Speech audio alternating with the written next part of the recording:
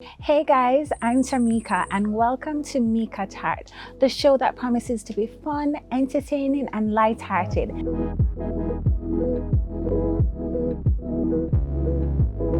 So, I was thinking about scammers.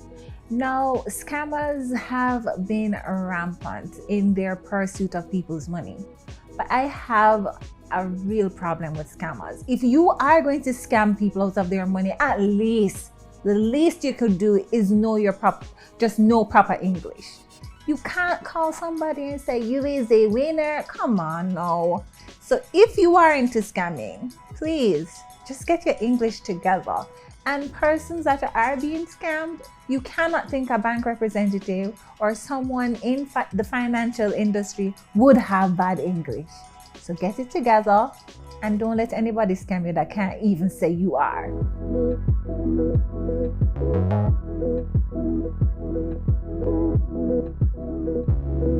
She's popularly known for gracing our television screen almost every night, giving us updates on the latest local and international news.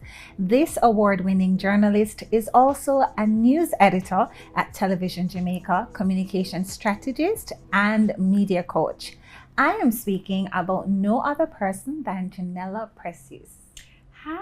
Hi, welcome to the channel. This feels absolutely weird because I'm usually the one asking the questions. So let me just start off by saying this is weird, but I'm open to anything. The interviewer now becomes the interviewee. And that should never happen. That's what we were told. You never become the story, but Yes. I have an open mind. An important lesson. So one of the things that a lot of persons wouldn't know about you is that you're actually from St. Lucia. Yes, I am. When exactly did you come to Jamaica? I came to Jamaica in 2001. I came to study. And it was always my intention to go back home. Mm-hmm. From 2001? Let me just say that. It was always my intention to go back home. But, I was offered a position, like it was a summer job. That same year I finished UA. A friend of mine was leaving to go on vacation and she's like, we need somebody to fill for the 3 months. Can you do it? I was like, sure. The rest is history because I'm such a great employee. They were like, yeah, man, let's keep her. And that was it. Let me ask you something. I don't hear an accent. Mm-hmm. Is it that you're able to mask it being a coach and knowing how to go around that? There's something called code switching, time and place. Mm-hmm. So I know when to turn on the Lucian and I know when to, people say I don't necessarily sound Jamaican. I really don't. I just speak proper English. So I know when to switch on and switch off. I always believe time and place, and I respect, that kind of a thing. So if I speak St. Lucian, you wouldn't understand anyway. We speak French Creole and English, but we're part of, that small Eastern Caribbean group of people where we're bilingual people. So if I say sakafet, would you understand? Yes, I know. What is so that? we just keep it in. We just keep it in English. It means, hey, how are you? Sakafet. Sakafet? Yeah, sakafet. So you guys say wagwan, Yes. and we say sakafet. Yes. You learned something today. Yes, absolutely. What's one of the weirdest St. Lucian word you'd say? I can't say that on What? air. Oh my God. YouTube won't know. Okay, so St. Lucians, they have this thing where they say, he salop. Okay. Salop? He salop. So if somebody trips and fall, you just say, he salop. If, we use it all the time. Yeah, and I wouldn't say to make fun of people, but it's like one of those words. Exclamation if something happens. Yeah, like you guys use the B words and we say Okay. Noted. So what happened after that 3-month stint? Mm-hmm. You said, you know what, I am staying here. Mm-hmm. That's what happened? I saw it as an opportunity. I did work in media back home. I worked at a radio station in news. And I saw it as an opportunity to spread my wings. So I was like, sure, I would do it part-time. I would scrub the floor. Yeah, at least, I always saw it as getting one foot in. which is very important. Some people. So maybe it would not have been at the level that I was at when I was in St. Lucia, but here was an opportunity for you to prove yourself, for you to learn. And so when I was told, hey, we're making you an offer, would you be interested? I did not hesitate. Yeah.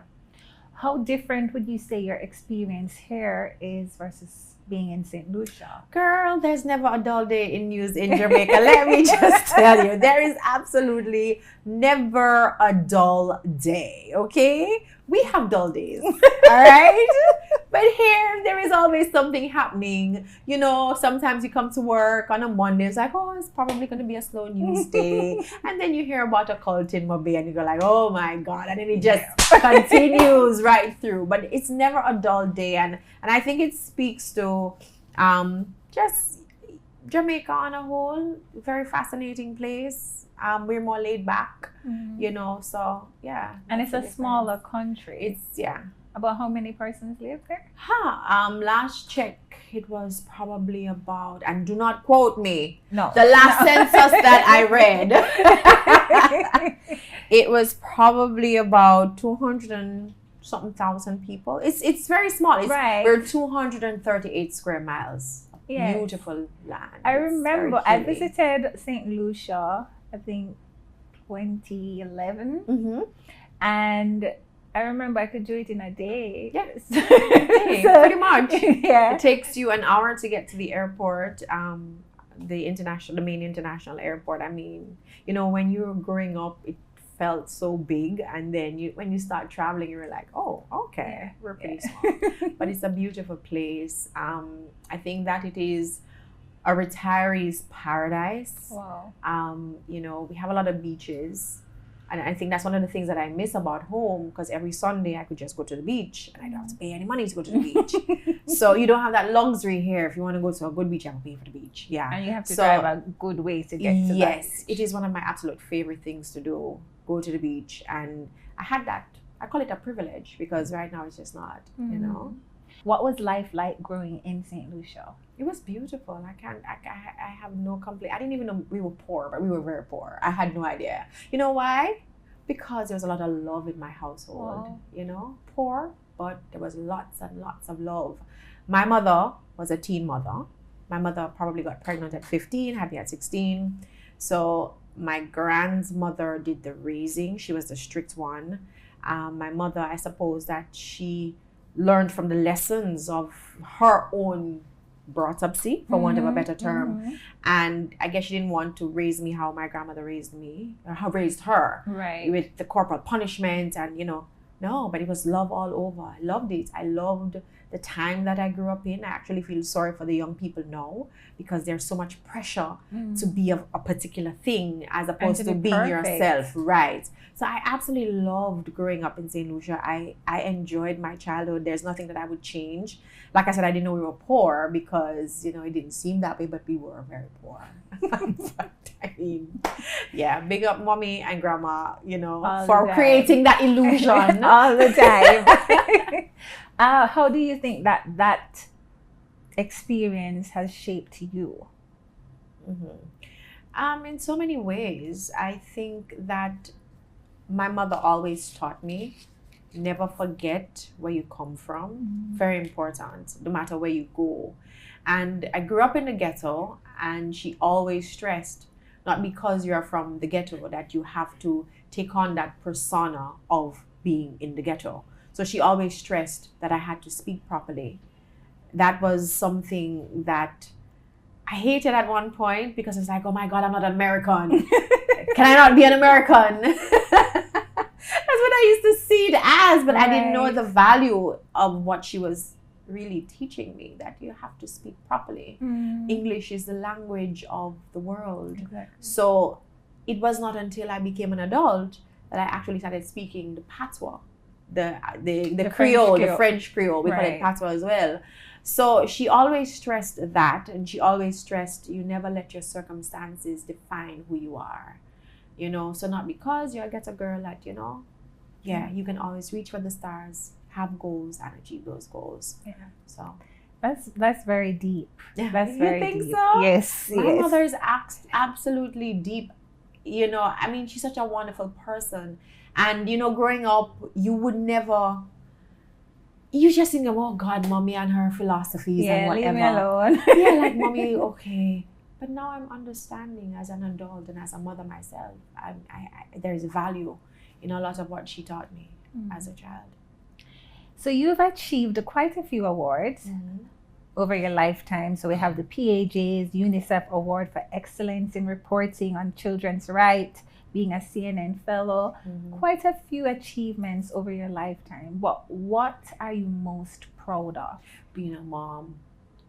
Really? Yeah. Oh my God. Oh gosh, you're making this show like a crying face right now. I want to cry right now because first of all, I know that I love children. I knew I wanted children, but at the time in my 20s, I'm not focused on any children. I just want your career. You're getting great, yes. And that's when my life changed. I had to slow down. I'm so much of a nicer person now because I'm a mommy.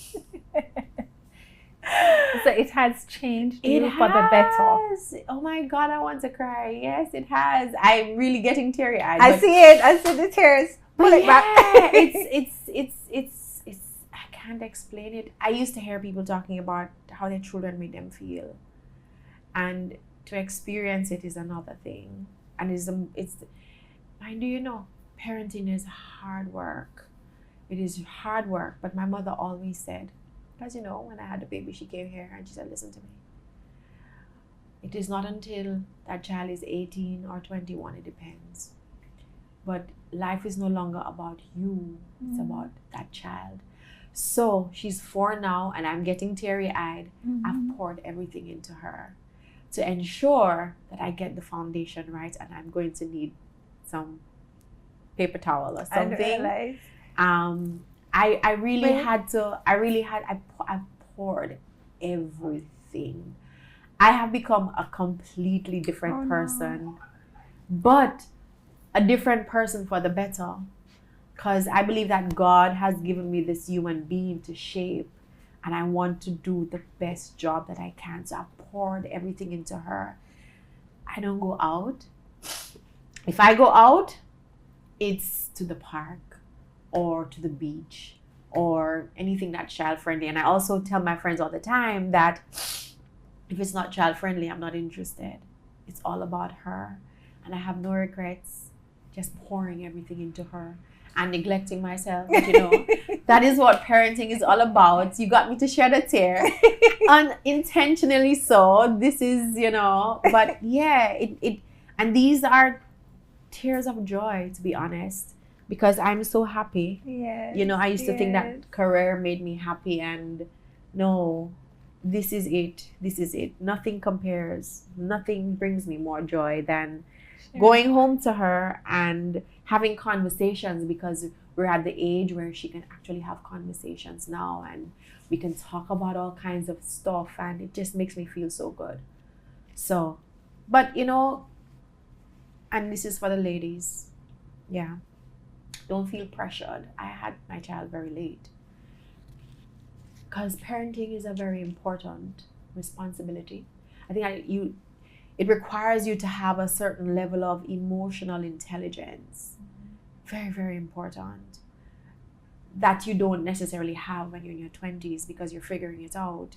In your 30s, you figured it out, but you're still trying. But if you are not ready, don't make anybody pressure you. People used to laugh at me. Oh, how you not gonna pick me?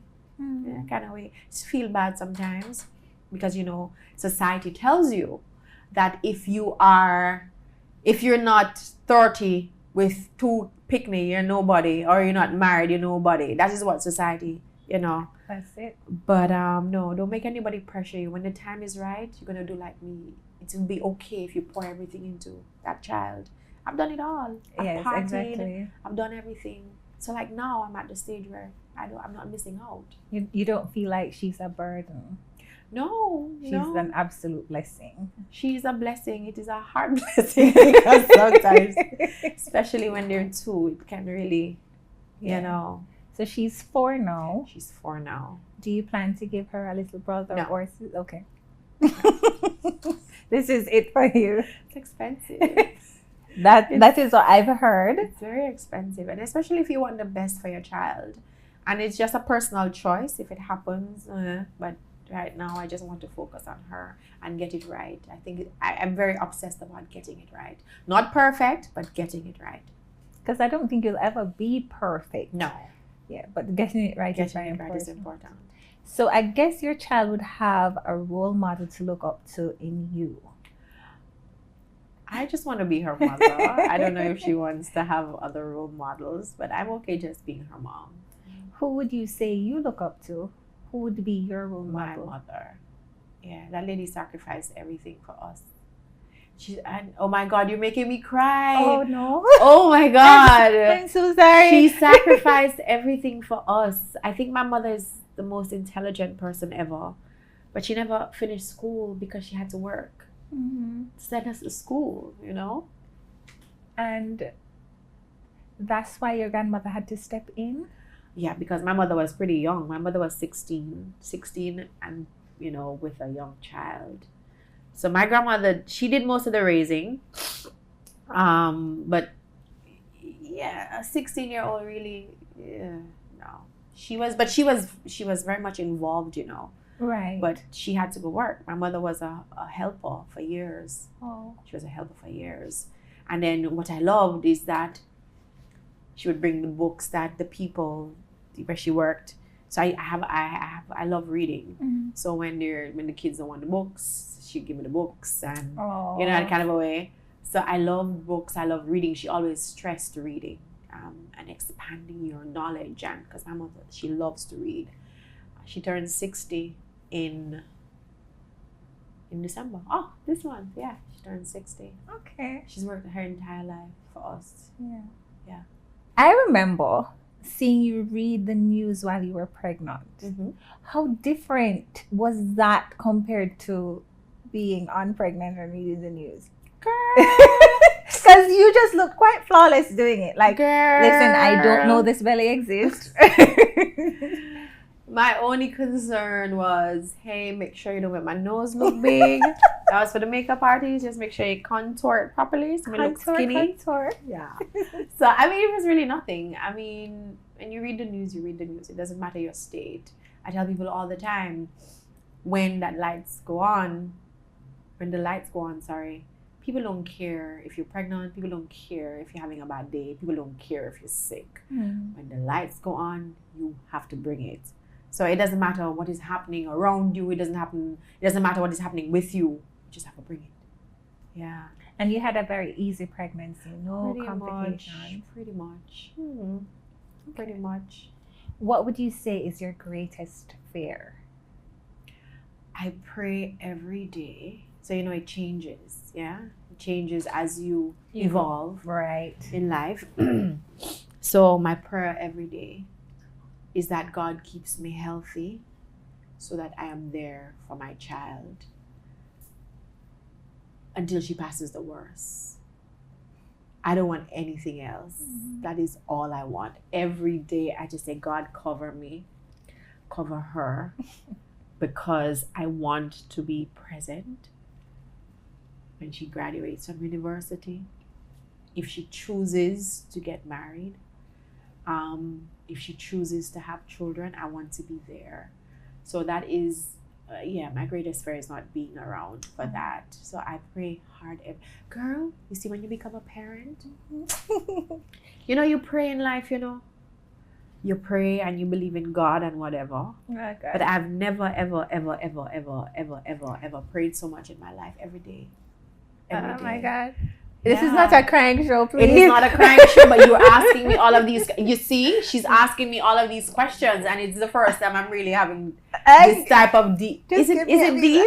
I can't. I'm not being deep, and I'm being very, very, very genuine. You know, as a parent, you want to be there for your child. You want to be there when she passes the worst. And what is the worst? When she has her first heartbreak, you know, I want to be there. So. Yeah. I remember once when my mother was ill and she said when she was praying, that was what she prayed for, that God would at least allow her to see, experience certain things with her children because she knew we needed her Yeah. still. So I completely get that. Good. So you understand. You I overstand. understand completely. What would you say is next for Janella Precius in the next 5-10 years? All right. So this year I was elevated to news editor.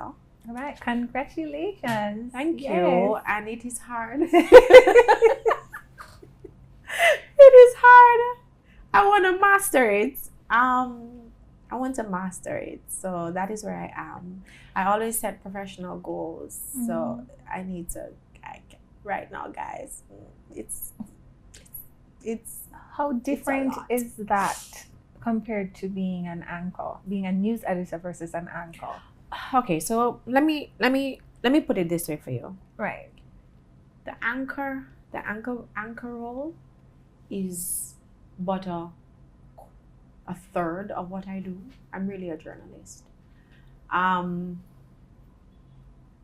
So you have to go on the road, get your stories. That's just you just come and present what we've done and stuff like that.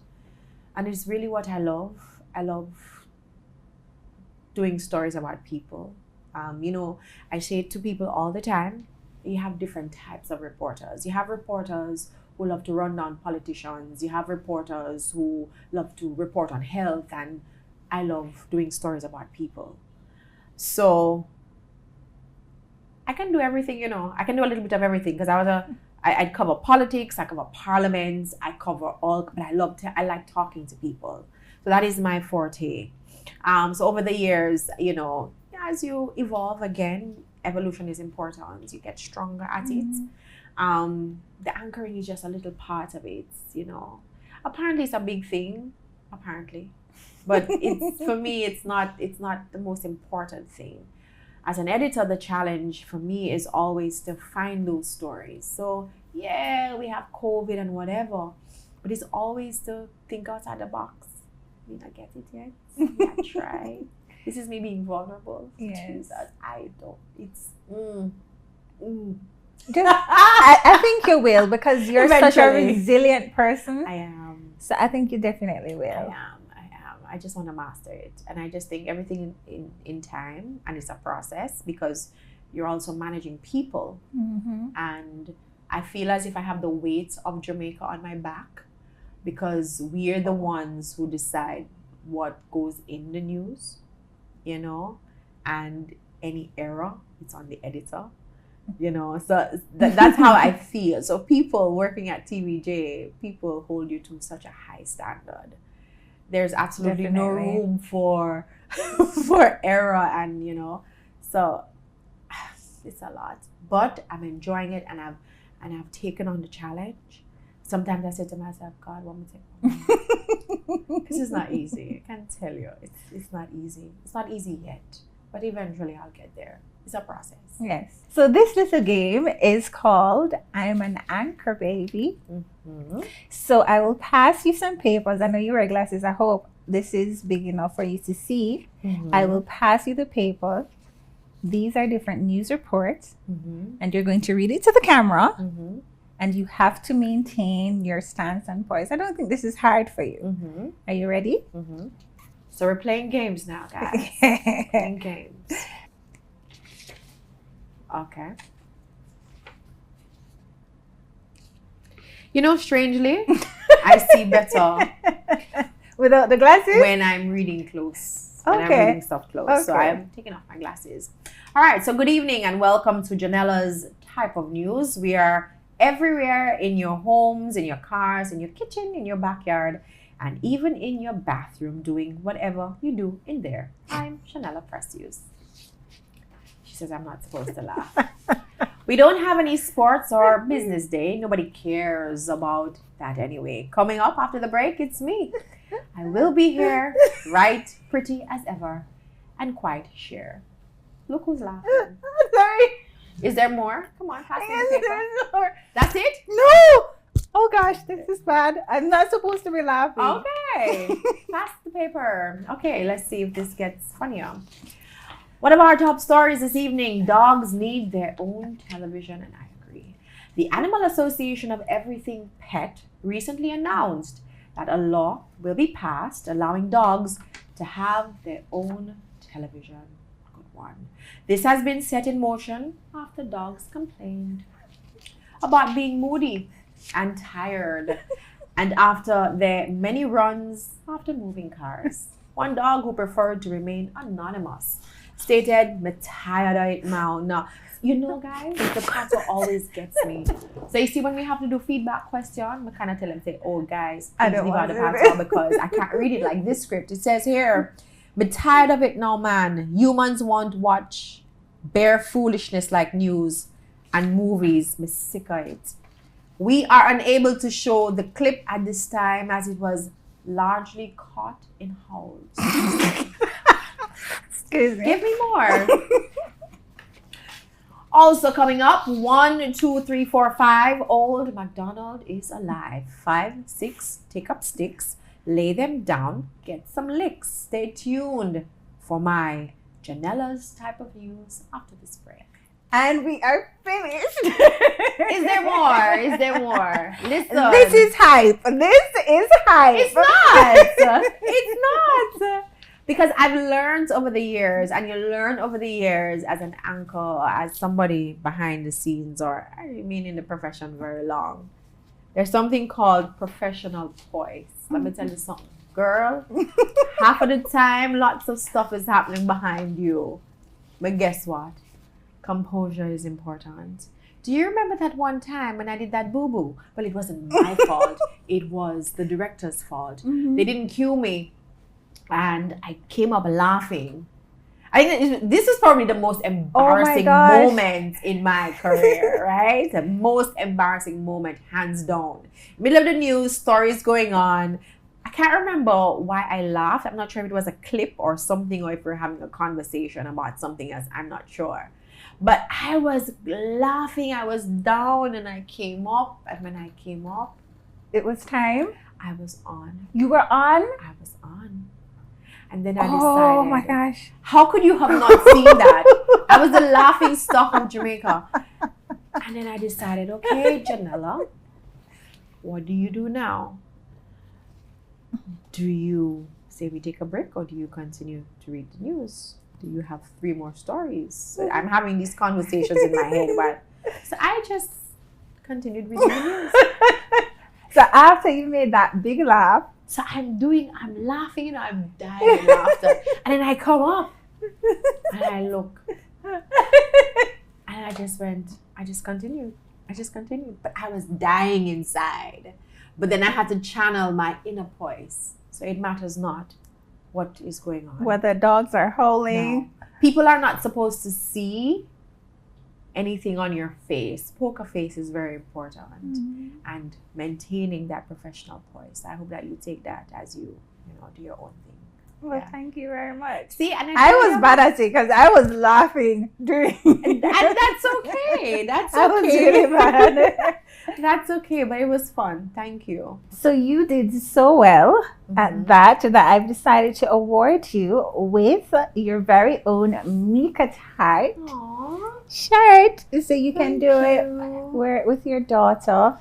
Yes, when I go, it's thank you. It's very nice. And you are indeed very Mika at heart. I'm so happy to have met you. It's an absolute pleasure. Same here, and thank you so much for having me. And I love the name of the show, Make It Hard. Very nice. Thank you.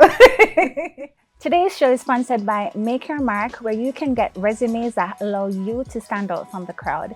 Email them at makeyourmarkjm@gmail.com. Remember to like, comment, and subscribe so that you'll be the first to know when we post new content. And always remember, you can be the light that fights against the shadows.